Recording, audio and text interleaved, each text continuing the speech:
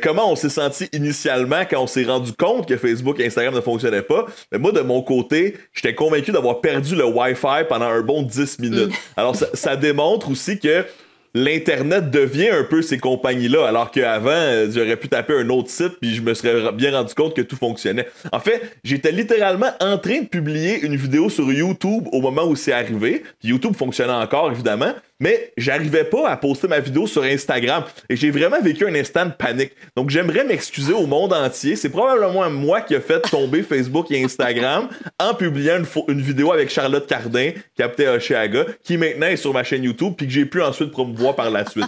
Mais sans exagérer, plusieurs personnes ont trouvé ça vraiment choquant de ne pas avoir accès à leur dopamine facile préférée.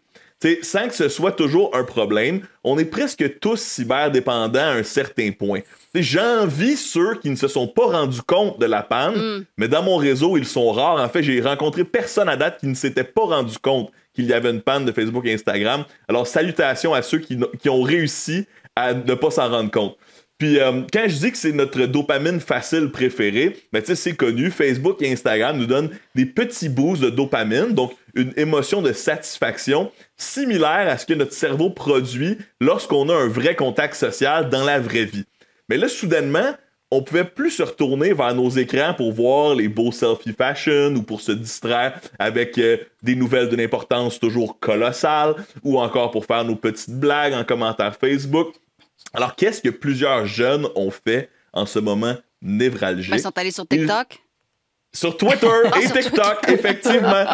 Oui, mais Twitter, c'était vraiment très populaire. C'était drôle. Le message Twitter était très drôle.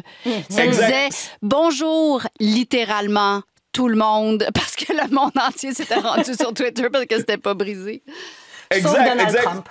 Sauf Donald Trump. Oui, qui est encore banni, effectivement. Mais je trouve que se retourner vers Twitter quand Facebook et Instagram sont en panne, c'est un peu comme un alcoolique qui passerait à la bière après avoir terminé ses bouteilles de vin. On essaie de remplacer un peu notre source de dopamine. Puis le statut en particulier, Penelope, là, de Twitter qui disait « Bienvenue littéralement tout le monde » a été liké 3,3 millions de fois. Ben oui, et effectivement, là, la montée de trafic vers Twitter a tellement été rapide et instantanée que, ironiquement, certains serveurs de Twitter ont eu des ratages, eux aussi. Mais c'est revenu assez rapidement. Ça démontre à quel point, là, rapidement, l'Internet s'est retourné vers une autre cible.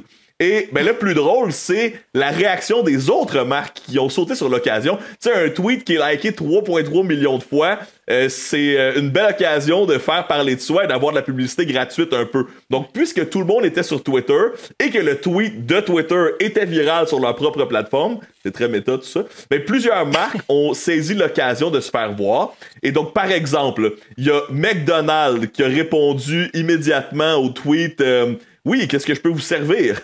Et là, Twitter a répondu, je vais prendre 60 millions de poulets pour mes amis. Et là, McDo qui répond pour ici ou pour emporter. Il y a Instagram, le compte officiel, qui a répondu à Twitter en disant bonjour et bon lundi avec un emoji de détresse psychologique. et là, Reddit qui s'en mêle, qui répond à Instagram. Hey, comment ça va la personne qui gère les réseaux sociaux d'Instagram présentement? Comme on s'inquiète un peu pour vous. Même Burger King qui répondait aussi à Instagram. Hey, est-ce que ça va, meilleur ami? Es-tu correct? Il y a même Rocket League qui est un jeu vidéo en ligne, là, une espèce de jeu vidéo où on joue au soccer à bord de voiture qui est assez populaire, qui a eu ses années de gloire il y a quelques années. Ben, Rocket League a répondu à Instagram arrangez vos serveurs. Mais c'est un peu une blague parce que eux se font souvent reprocher d'avoir des serveurs qui lâchent souvent en tant que jeu vidéo, donc c'est un peu une réappropriation de la situation.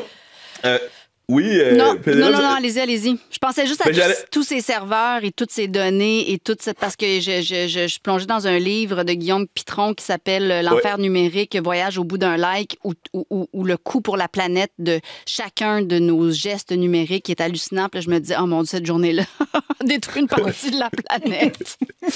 Oui, effectivement. Puis j'ai bien aimé aussi la réponse de Adele qui s'est inquiétée d'Instagram et même Twitter qui a répondu « Oh my God! Adele nous parle! » Et là, les gens disaient... Est-ce qu'elle a fait hello? Est-ce qu'elle a juste fait hello? Oui?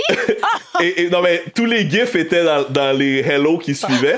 Et bien sûr, Twitter disait écoutez, on est tellement en amour avec Adele, mais les gens répondaient, vous rendez-vous compte que vous êtes une compagnie qui vaut des milliards de dollars? T'sais, vous n'avez pas à être vraiment choqué parce qu'une célébrité vous parle. Alors, c'était vraiment quelque chose. Puis, j'espère qu'on aura d'autres occasions de se séparer un peu de ces applications pour y réfléchir. On pourrait provoquer des occasions aussi pour s'en séparer. Merci beaucoup, Fred Bastien.